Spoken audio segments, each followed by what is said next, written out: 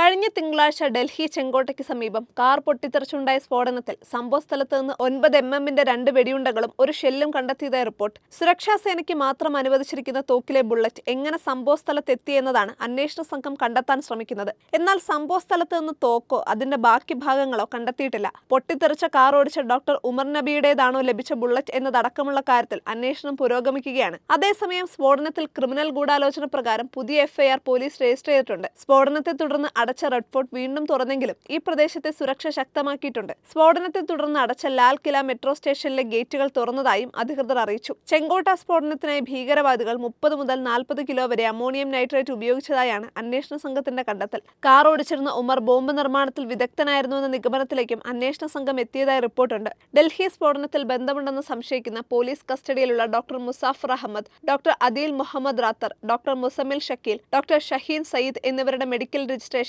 National medical commission റദ്ദാക്കിയതായും NIA വൃത്തങ്ങൾ അറിയിച്ചു. ശനിയാഴ്ച ജമ്മു കാശ്മീരിലെ നൌഗാം പോലീസ് സ്റ്റേഷനിലുണ്ടായ സ്ഫോടനത്തിന് തീവ്രവാദ ബന്ധമില്ലെന്ന് ജമ്മു കാശ്മീർ ലഫ്റ്റനന്റ് ഗവർണർ മനോജ് സിൻഹ വ്യക്തമാക്കി. സാമ്പിൾ ശേഖരണത്തിനിടെ ഉണ്ടായ അപകടമാണിതെന്നാണ് പ്രാഥമിക വിവരങ്ങളിൽ നിന്ന് വ്യക്തമാവുന്നതെന്നും സംഭവത്തിന്റെ കൃത്യമായ വിവരങ്ങൾ ലഭിക്കുന്നതിന് അന്വേഷണത്തിന് ഉത്തരവിട്ടതായും അദ്ദേഹം വ്യക്തമാക്കി.